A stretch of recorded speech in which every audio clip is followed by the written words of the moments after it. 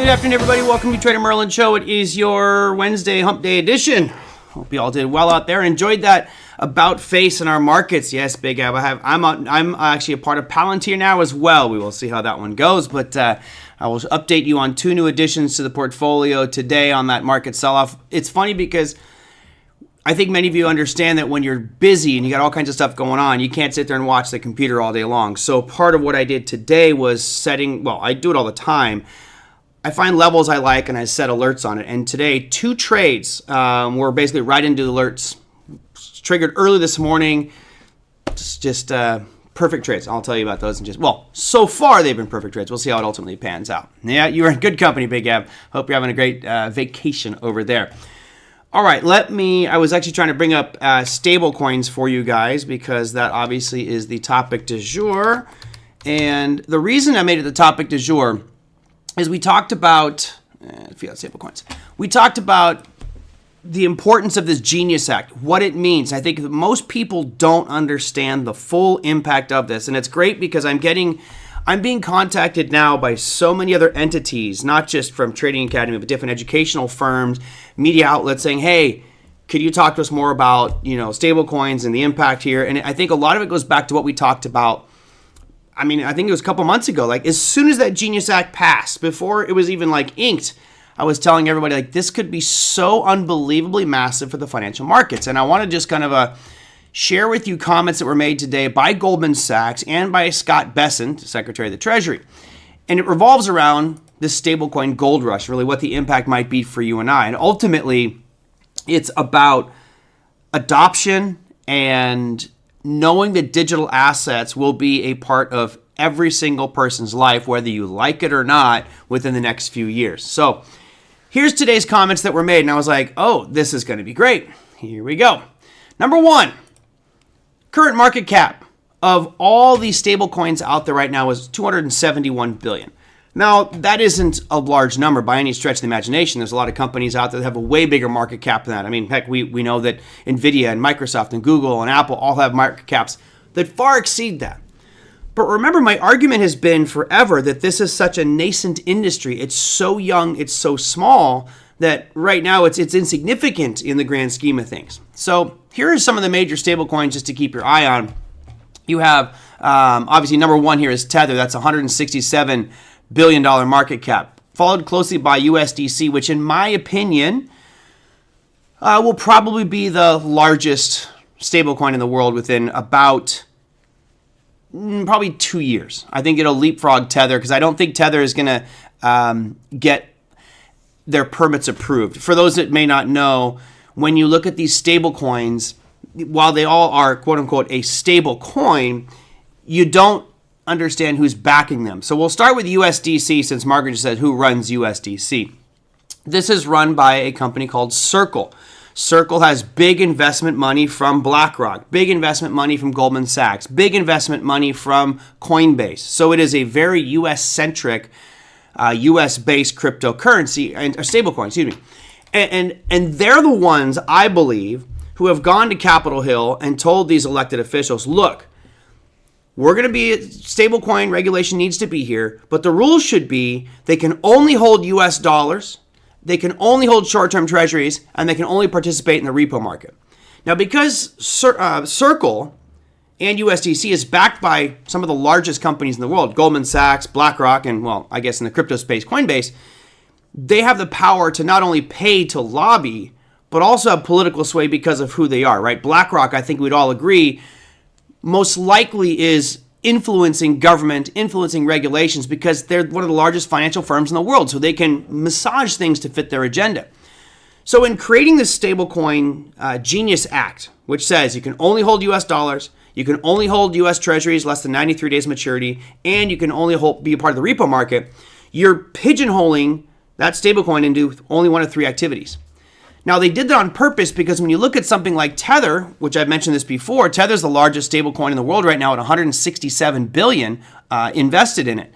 But Tether, yes, has dollars. Yes, Tether has treasuries. I believe Tether is working in the repo market as well. But they also hold gold.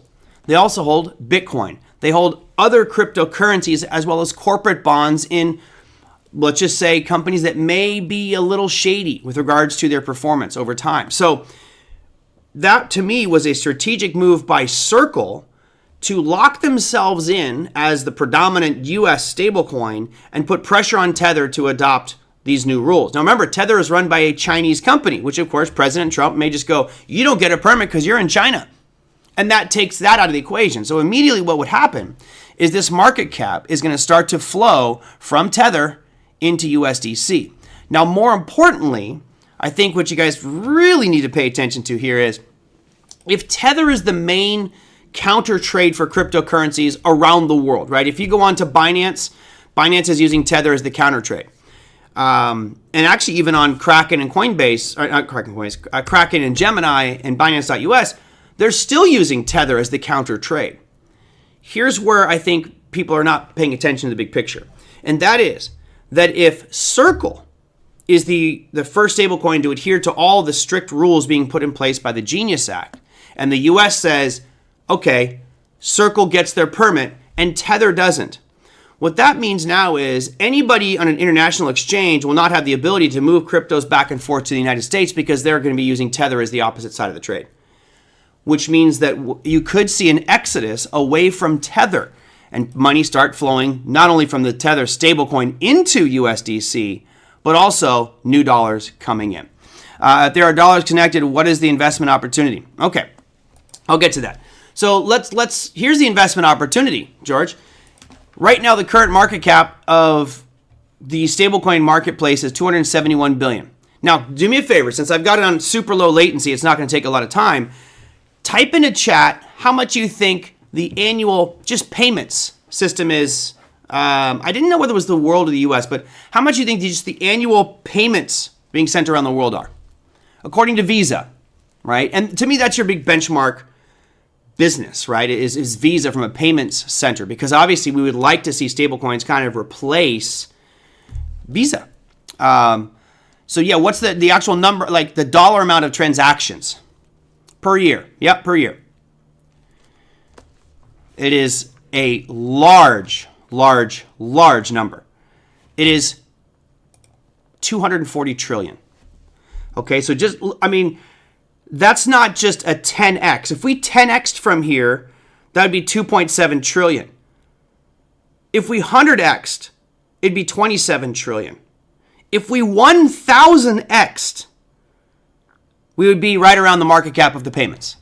So there, I think hopefully you guys can see that again, the Macaulay Culkin moment. We're going, oh my God, if the stablecoins can eat away at a lot of that marketplace and replace traditional systems, the upside potential here is colossal.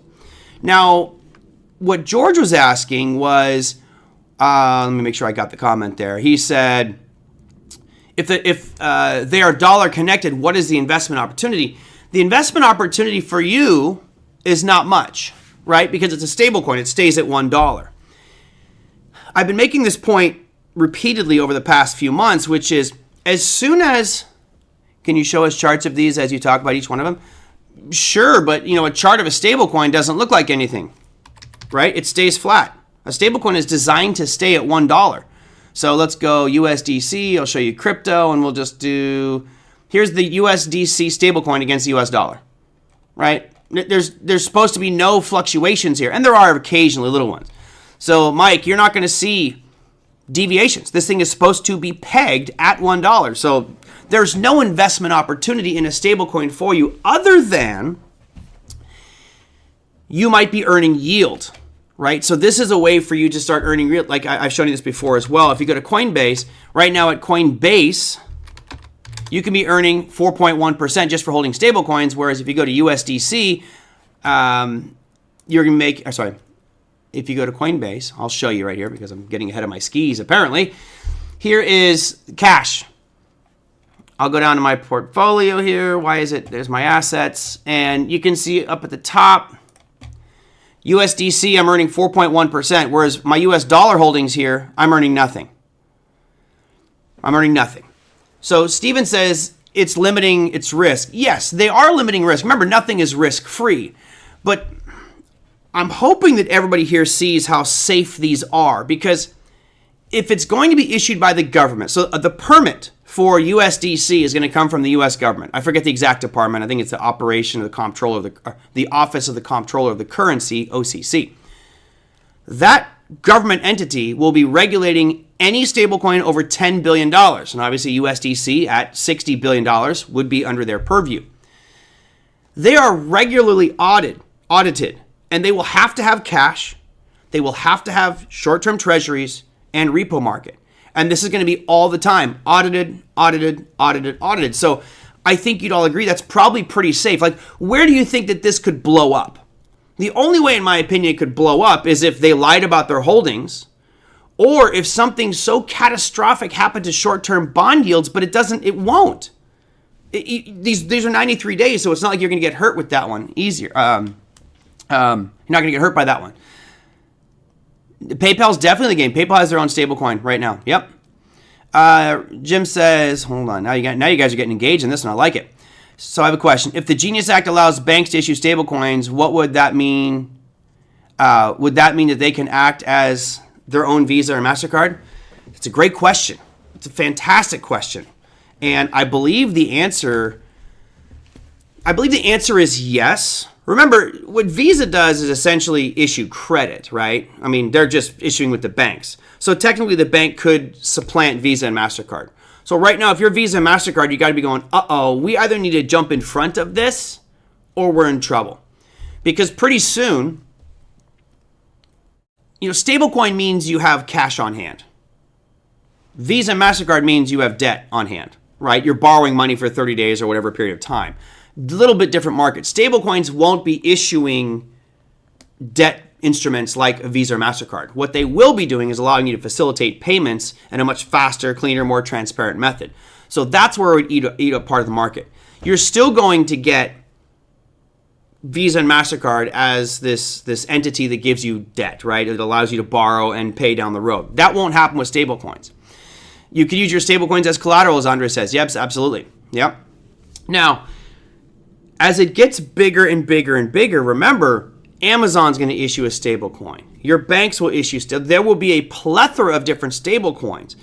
Right now, most of the major ones are being issued on Ethereum, which again is one of the reasons I think Ethereum has a pretty good market cap advantage here. The other side of this is, I mentioned at the very beginning when I talked about the Genius Act, how this is a win-win for the government. It's a total win-win. It's like a no-brainer for the government. The government sets the rules, protects investors by making sure they only hold those three instruments. That's great. By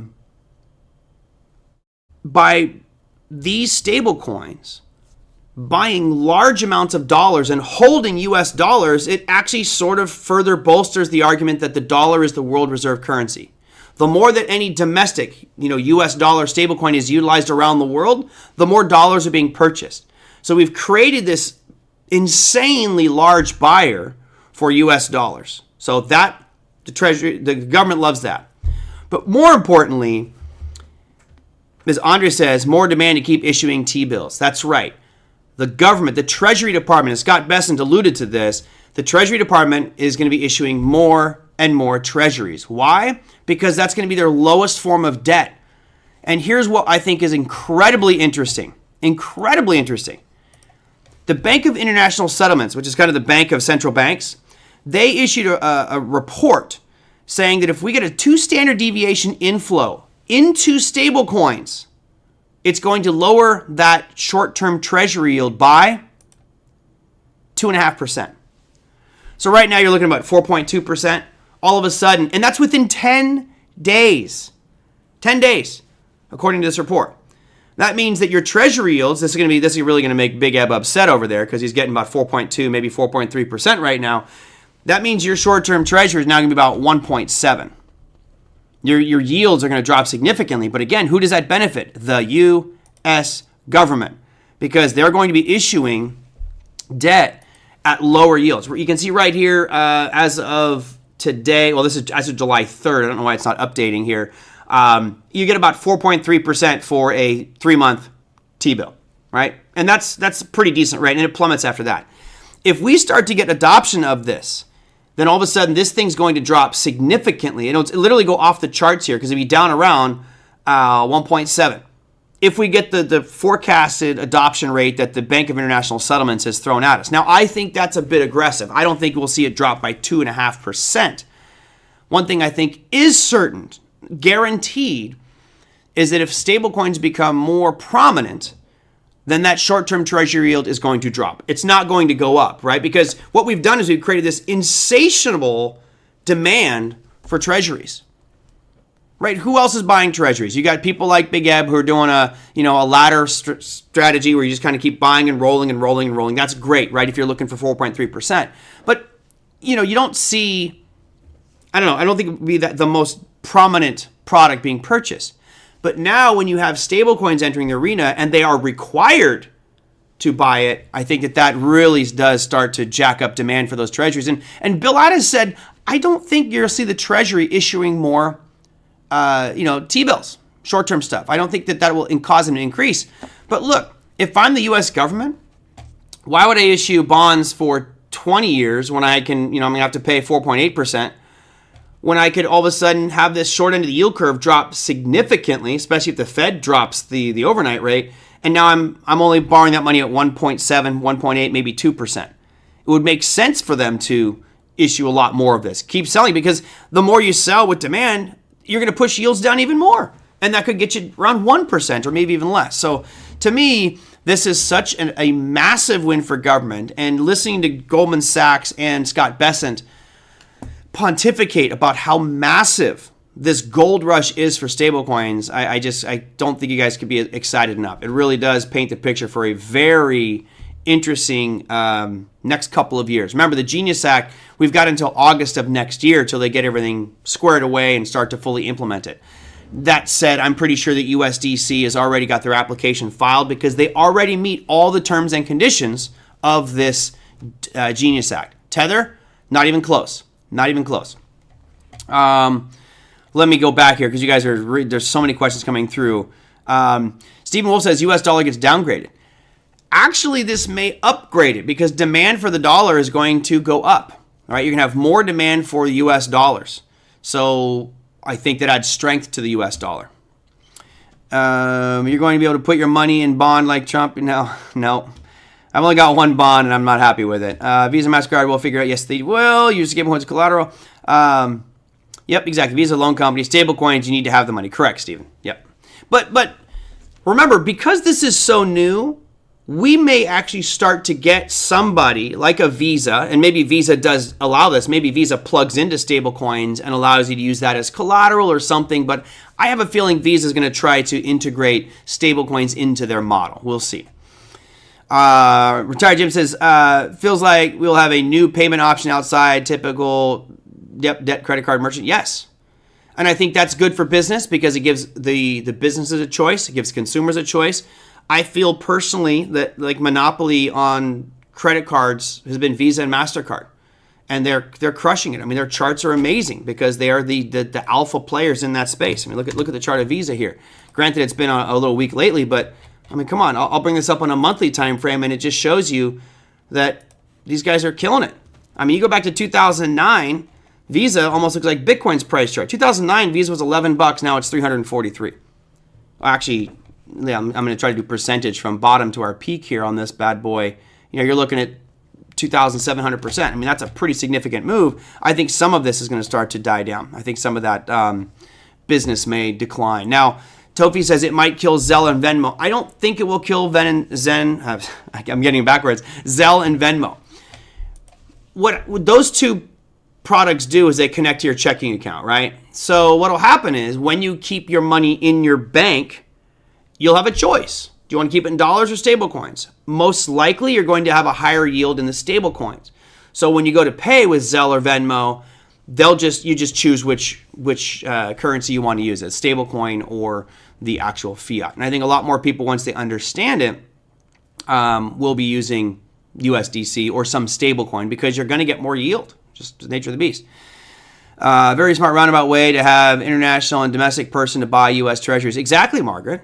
Exactly. You think if Tether gets their approval to be a stablecoin in the United States, and they're a Chinese company, that means that Chinese company is now obligated to buy U.S. dollars and to buy U.S. Treasuries and participate in the repo market. That just makes the United States stronger. And let's say you're a Swiss company that wants to issue a stablecoin in Switzerland.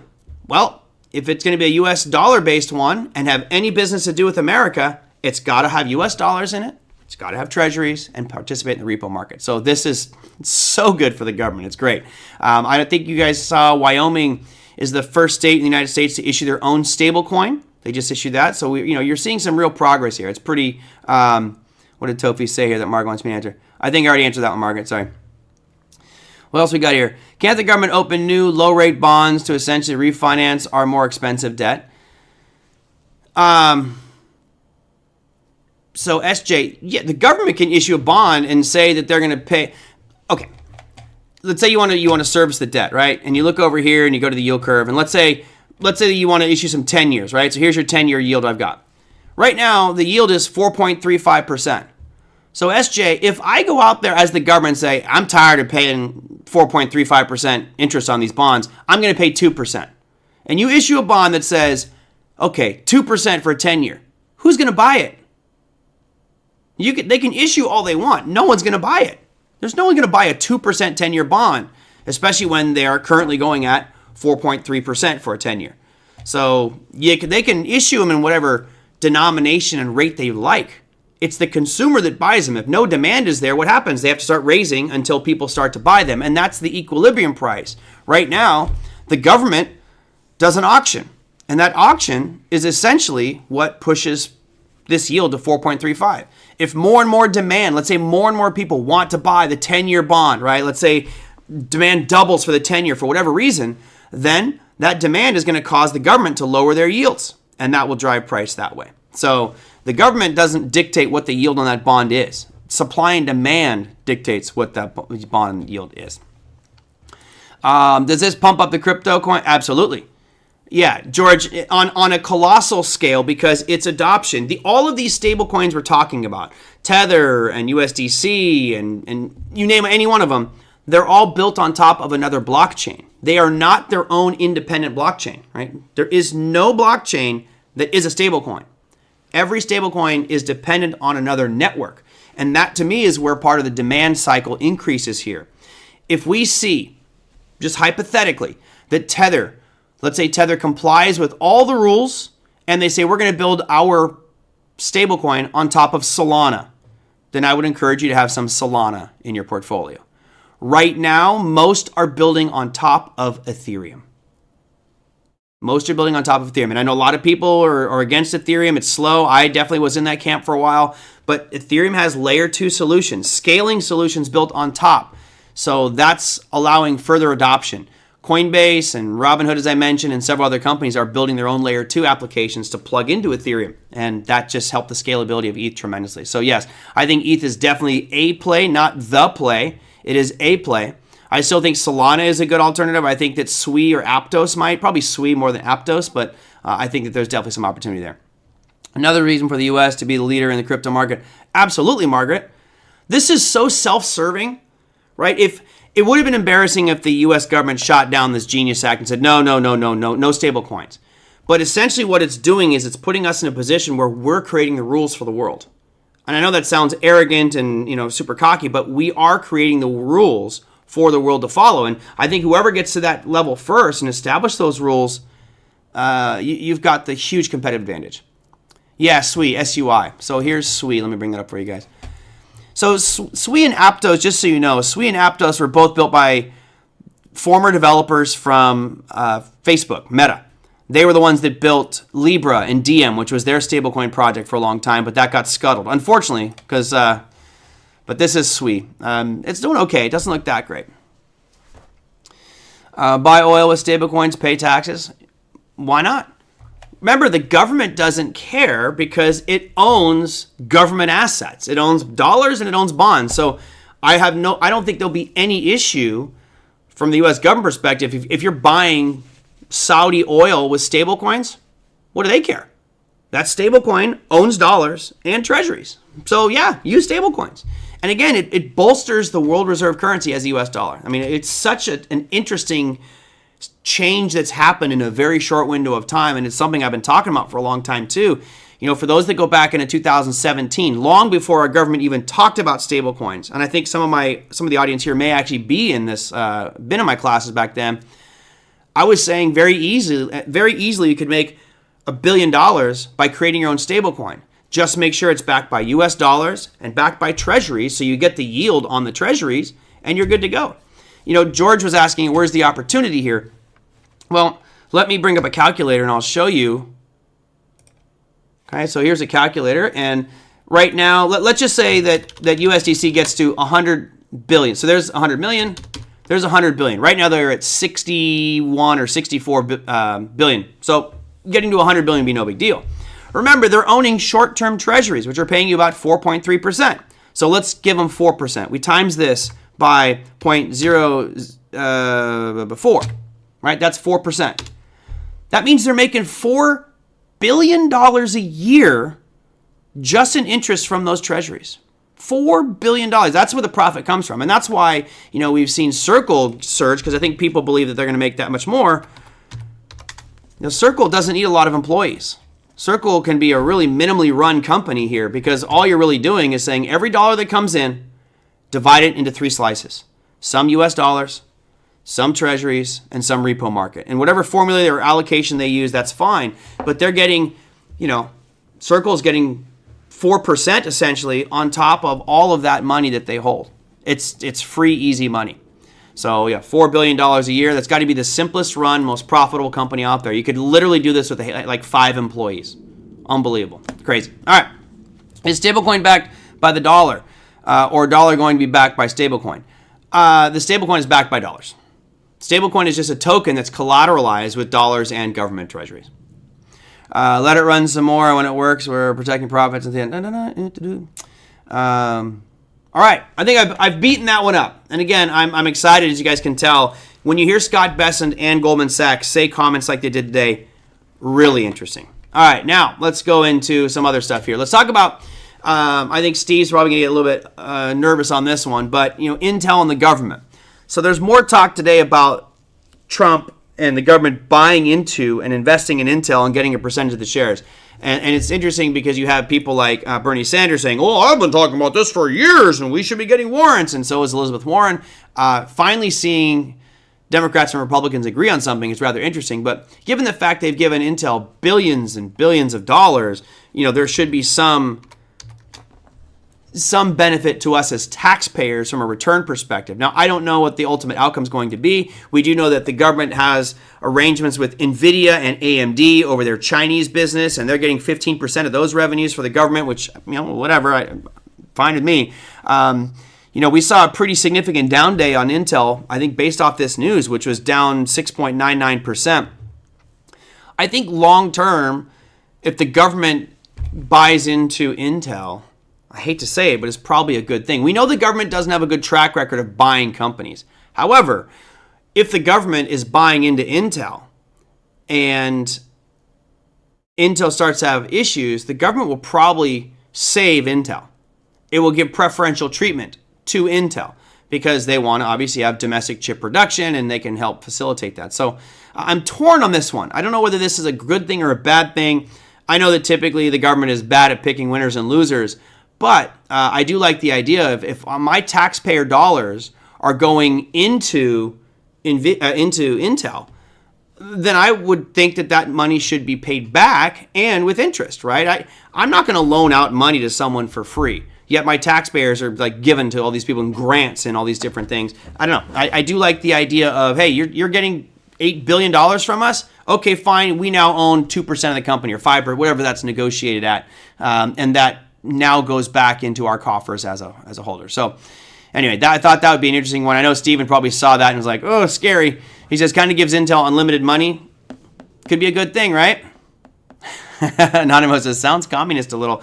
Well, they don't own the whole company. They own a part of it, right? Luke says, I own AMD, so I really don't like it. Well, look, AMD has done their own deal. AMD is, making deals with the government to stay afloat here and give them some of their Chinese revenue. You're still doing fine. Honestly, especially the candle you have today, right? You've got a great looking candle on AMD. You got a hammer formation coming right back down to that trend line on AMD. So I think AMD's fine. If anything, this is a nice little buy point. All right, what else did I have on here? Okay, so let's go into some trade setups here, and I'll show you my new additions. We talked about a couple different trades yesterday, or just setups and companies that I'd be interested in buying into on this kind of, AI fear mongering that's been going on. One of those is Palantir. So, we looked at Palantir, and there are a couple different levels. I like Palantir based off this. It's an art for those that are Trading Academy graduates. It's called an RBR. I'm drinking lots of water. I'm drinking a lot of water. Yeah, absolutely. Yep. So, we saw it go to this lower demand zone. It knifed right through that thing today. And then I had an alert set at 143. I wrote it down here. My alert was set at 143.31, which is the top end of this yellow box.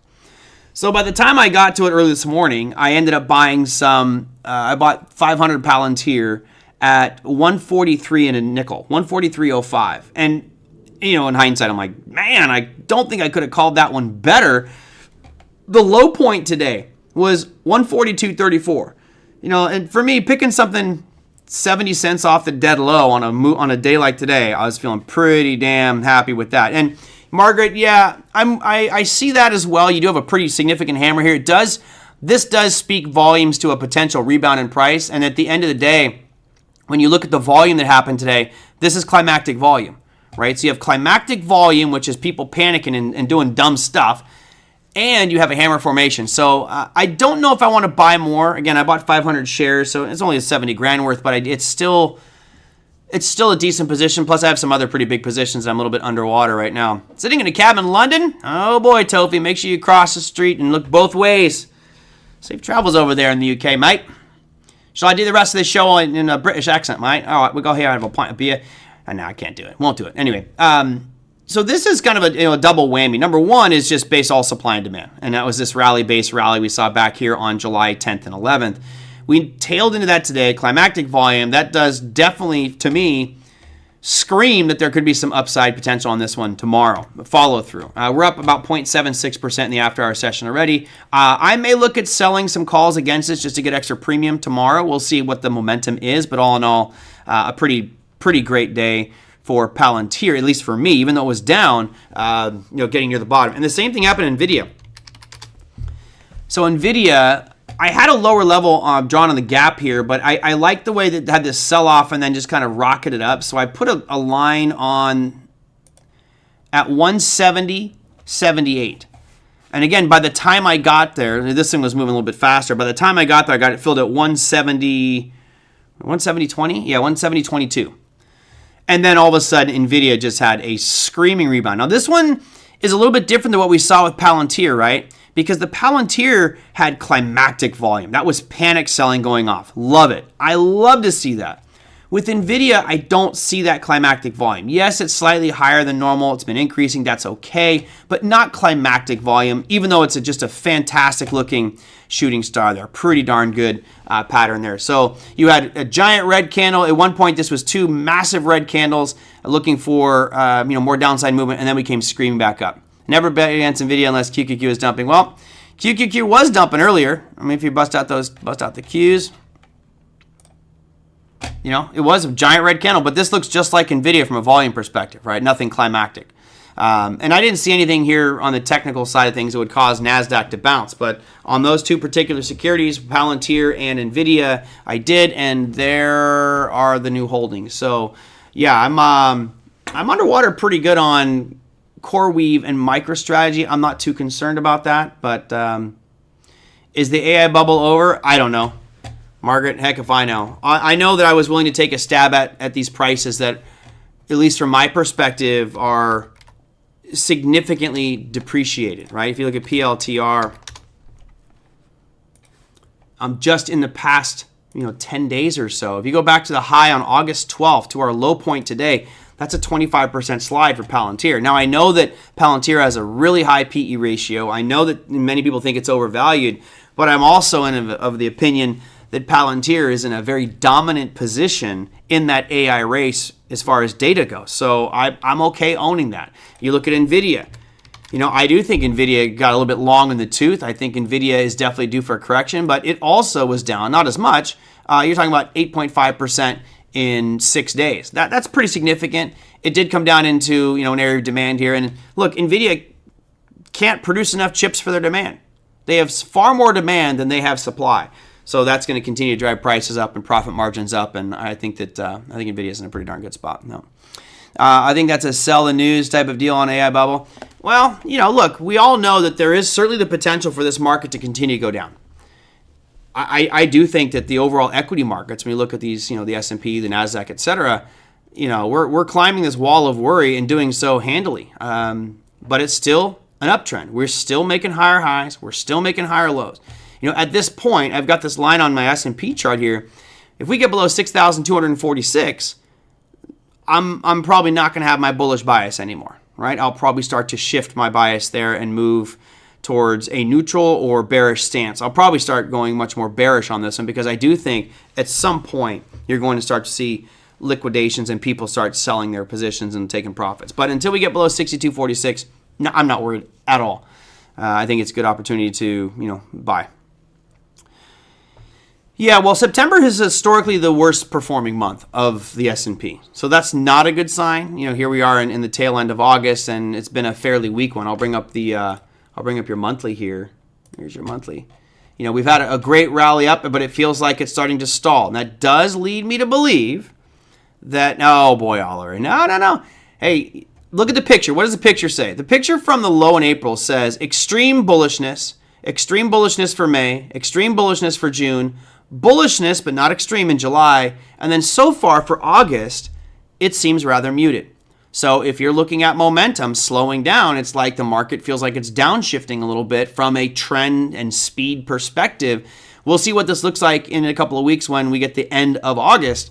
But if September is historically a negative month and we're already seeing the slowdown in price appreciation, then I think it definitely means be more defensive, right? And I look at my portfolio here. A lot of these I'm going to have to really kind of button up my stop losses on them and kind of lock them in a little bit because I don't want to get too heavily exposed. This is a pretty good amount of money here because some of these are $300, $400 stocks.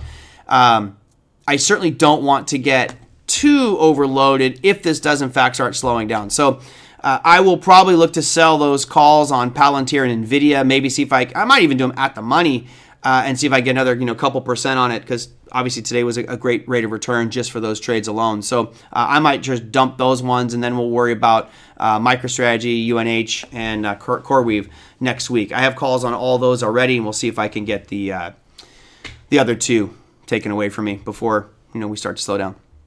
Exactly, Rob. Go with the flow until the end. And right now I'm looking at the flow and it still is up. There's no argument there.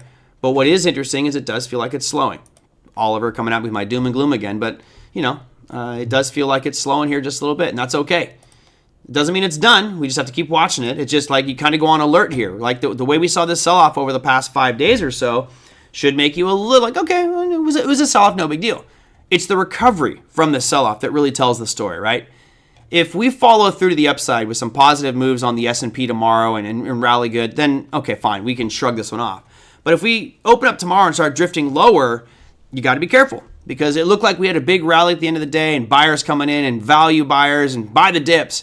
Well, if they give up the ghost and all of a sudden it continues to drop, then that could be a sign of a bit more downside movement. So again, the next couple of days will be really interesting as far as momentum goes here. So I'm optimistic that we're going to get a bullish day, but you never know. You never know. And predominantly it's because of this, right? We look at our Magnificent 7 here, all red. All the Magnificent 7. Nvidia is the one that actually ended up like almost being positive. It was only down 0.14 on the day.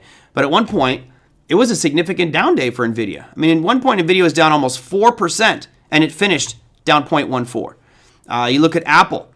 Apple had a horrible day and still stuck near the lows. That's not a good sign, right? So some of these AI ones recovered, but Apple did not. Not yet, Big Ab. I don't have a stop loss on Palantir right now. I think my entry price and where it's at right now, I'm in a great spot. I'd like to actually sell some calls against it and get it taken away from me, maybe by Friday. It'd be great. I always like big, quick hits. Quick hits would be great. Amazon, we talked about it closing that gap potentially. Boy, did it. Close that gap in a hurry, down 1.84%. Tesla, Tesla at least kind of recouping most of its losses on the day. It was down 1.6%. Google was down 1.14%. Microsoft down 0.79%. And this one to me is probably the most important one because I felt like we had this area of demand that bottomed out right around 509.44, and we broke below that today. So this is not a good sign because Microsoft is the second most impactful security in the S&P and in the NASDAQ, and it's just showing some more weakness today. So we'll see what this ultimately ends up being. You guys can thank the NASDAQ or Nvidia for saving the NASDAQ here today and bringing it back to its knees at least, but it was getting slaughtered earlier on. All right. Tesla's been a thorn on everybody's side. Things all over the place. So let's run through our top here, and I will go. Obviously, we talked about the NASDAQ was down 0.62. We already talked about that and looked at the chart. The 10-year yield drop, 0.44%. This is going to be interesting as you guys heard of the Fed, one of the Fed, I can't even think right now, Fed member Cook, Trump's demanding her resignation because of fraud and, falsifying documents for loans and things like that. I mean, really, I think that Trump's just on a witch hunt to get rid of anybody that thinks that we should keep rates where they're at, right? He's just really just trying to get them out. And I think it's a bit of a witch hunt, but whatever, we'll see what happens with that one. But that doesn't help the interest rate market. Yeah, he's a wild man. Russell 2000, we already looked at that, down 0.39. S&P, same thing, but it has a hammer formation. We're getting near the top. Dollar index, pretty much unchanged. The good news for everyone here is we did not close outside that trend line. So, this is why we draw trend lines. You just never know. You never know how they're going to hold. Right now, it actually feels pretty good that dollar is holding that trend line. We can see for the last 1, 2, 3, 4, 5, 6 days, it's been bouncing on that uptrending line I've got drawn on your screen here, and so far, so good. Podium time, gold is up 0.89%, but technically, who cares, right? It's just been bouncing back and forth, so no biggie here unless you're doing a spread on it.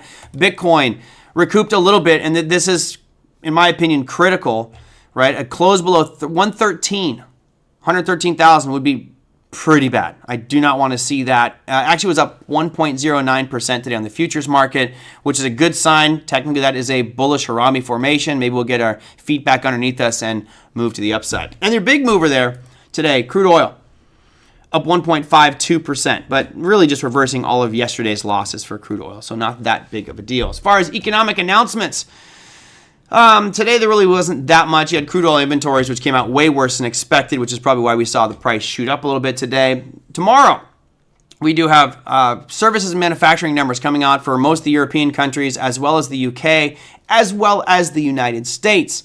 We also have existing home sales coming out, and they're expecting that to drop ever so slightly. And if you're trading natural gas, then you have a natural gas number coming out. That's going to happen about an hour into the trading day tomorrow, I believe. Is it an hour? No, that's actually midday. And then lastly, let's go and look at your earnings calendar. I don't have it all set up here and ready to go, so I will just bring that one up for you guys. My Zacks.com, where I typically use that one. From the earnings perspective, I guess I could look today and show you those numbers here real quick. Let's sort them by market cap. Most of it looked pretty good today. Target just barely missed. They missed by 4 cents, and they were down 6% on the day. But you notice some of the other ones. You had TJX, which is TJX companies, and TJ Maxx, etc. They beat earnings. You had Lowe's beat earnings. So not bad on that front. Now tomorrow, more big names reporting. Of course, one of the biggest retailers out there, Walmart, will be reporting. You also have Intuit, Workday, Ross Stores, Zoom Communications. I haven't looked at Zoom in forever. That thing was an absolute dog. Even Sam Evans and I were like, that is the ultimate short from COVID levels. Oh, yeah. Yeah, and we were right. I love that one. All right. What market? Calling for 150 basis point cut, save Bessent's job. Yeah. That's just insane. The stupidity of that is just insane to think that you could cut that much and not have an impact. No bounce on the demand zone. Boyle getting slapped again. Yeah, you got to be careful with Boyle. You know that big up. I mean, that's just so damn dangerous. Let me go. BOIL. Try that one. Get the right one on there. Why can't I BOIL? I cannot type today. There we go. Yeah, this is again one of those ultra. This is a double X, and I wouldn't touch this bad boy. Looks pretty bad right now. Pretty darn bad. All right, currency can be manipulated, but stablecoins cannot. When you're looking at the value of a stablecoin, the stablecoin would stay at $1. You can manipulate the value of the dollar, right? They can manipulate the value of the dollar because the dollar is typically priced against other currencies, but your dollar is still $1. So it's the exact same form of manipulation, right? The government can print more and more dollars, dilute the value of the dollar, and that should push the value of the dollar down, but your stablecoin is still worth $1. So I don't know if it's a manipulation, but you can still manipulate the currency, absolutely. All right, that's it. I think I got everything I want covered. Yep, got it all out. So that's going to do it for me, everybody. Again, if you have something you want me to discuss on tomorrow's show, tomorrow's Thursday. Looking forward to Thursday. We'll probably talk about Walmart's earnings. Hopefully you guys enjoyed that discussion on stablecoins, because I really do think that with the discussion that we had today and the previous ones, you are more informed than 99% of every American out there on how stablecoins work and the impact for the markets going forward. And most people have no idea. I think that the vast majority of people have no idea how much this is going to change our world as we know it, with transactions, how money moves, how financial instruments work. All of a sudden, people are going to be at Amazon going, well, what's this Amazon buck? I don't know what it is. You're going to be like, oh, it's a stablecoin, and I can earn 4.2% on it. Pretty good stuff. Anyway, thank you guys so much. Hope you enjoyed it. I will be taking off here, and then if you have something you want me to discuss on tomorrow's show, you know the email, TraderMerlin@gmail.com. I will answer all those, or comment down below in the YouTube videos. If you guys are new, hit that like, the subscribe button, whatever you guys want to do. I will see you tomorrow. Take care, everybody.